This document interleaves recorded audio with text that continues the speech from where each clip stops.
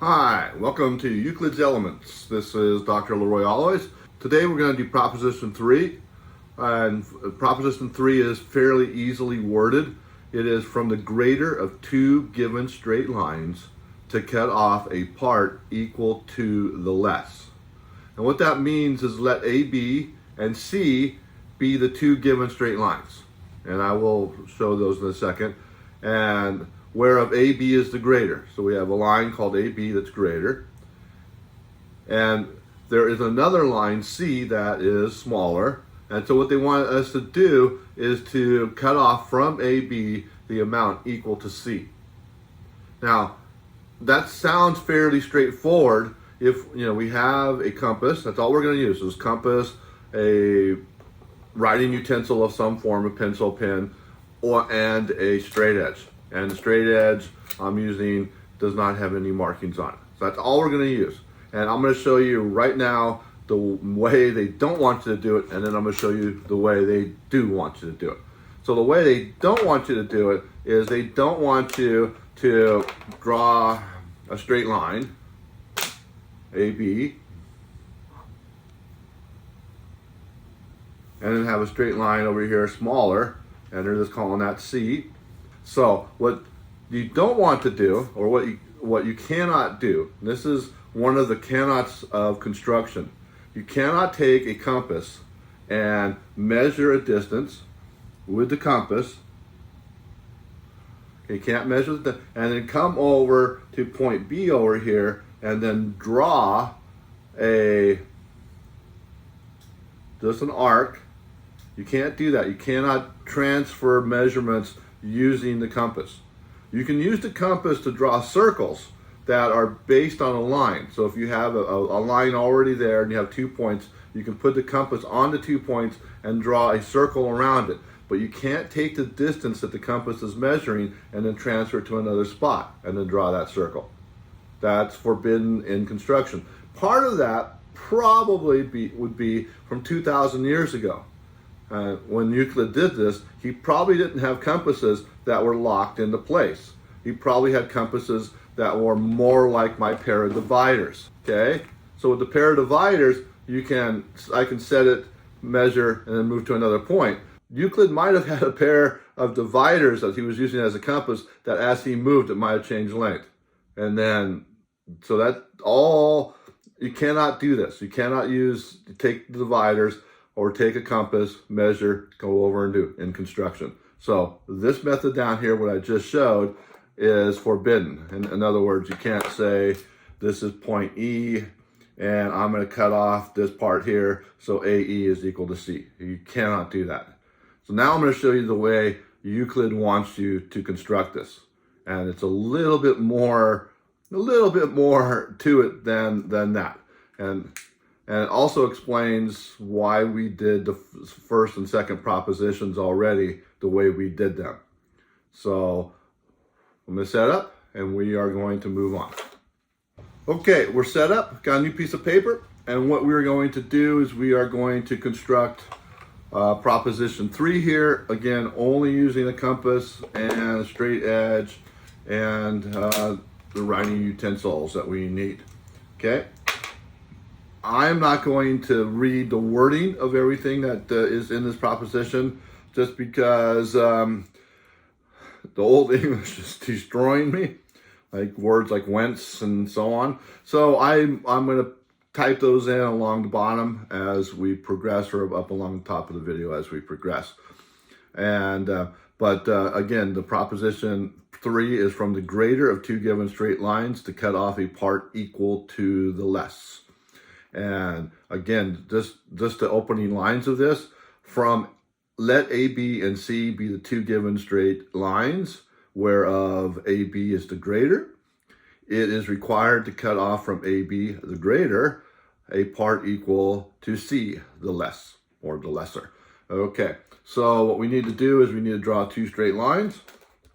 And it doesn't really matter how they're oriented. And so we're going to have line C. And we're going to have a line AB. We're just going to randomly pick a direction here and randomly pick a length.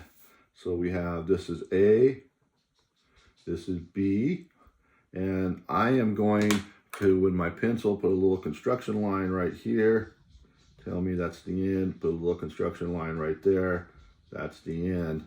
And the construction line here, and the construction line here. Euclid did not do this, but I did. I'm doing that just because it makes it a little bit easier. What Euclid does here, and what he says here, is from point A, draw the straight line AD equal to C. So what we're going to do is, the reason why we did proposition 2. Proposition 2 is titled, from a given point to draw a straight line equal to a given straight line.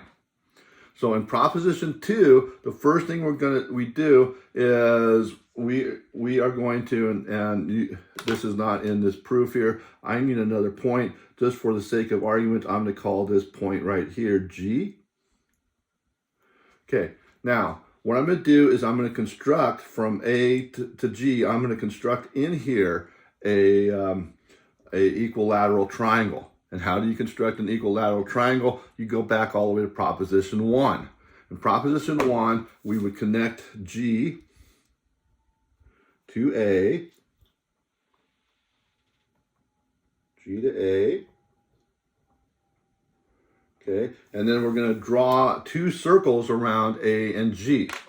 One centered at G of radius A, AG, and one centered at A with radius AG. But in reality, we do not need to draw the entire circle. All we need to do is draw an arc. So, and you got to be really careful at making sure that we pass through the correct point. Okay, good. We pass through G, and I'm just going to put an arc over here, and then I'm going to center this at G. I'm not going to change the length at all. That's the one thing Euclid couldn't do. He didn't have a locking compass, and we are going to draw on me another arc that actually would pass through A. And so you can imagine, you know, we would have a circle and a circle here, but we don't need that. All we need is this intersection point here, and so we have a point there.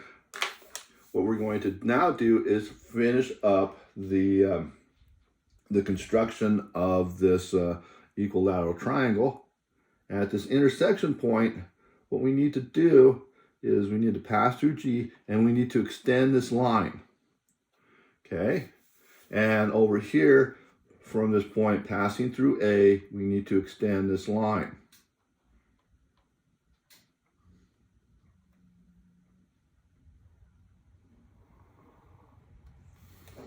Okay.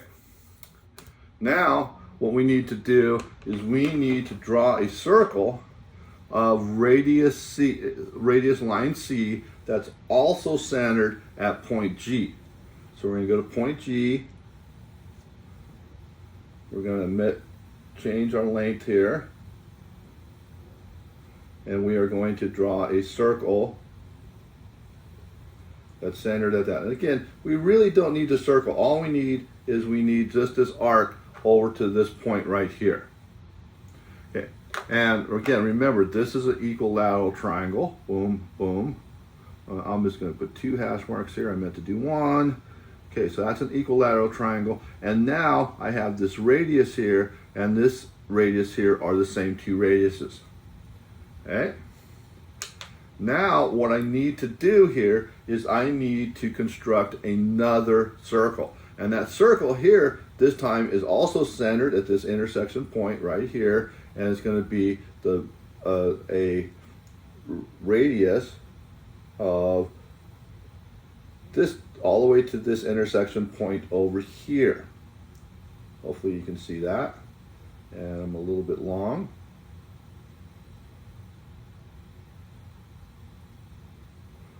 Okay. So I have a circle here. And again, I don't need to draw the entire circle, because all I need to do is I need to take it to this length. And the reason why I need to take it to this length is because this segment from here to here, that segment is equal to this segment from here to here. In other words, this radius and this radius are the same. And I am going to call this point D. So from here to D is the same as from here to here. So if this is an equilateral triangle, this side is equal to that side equals that side. So this segment is equal to that segment. This distance is equal to this distance. So therefore, by equal parts being equal, one of Newton's axioms, excuse me, one of Euclid's axioms, Newton, Euclid, whatever.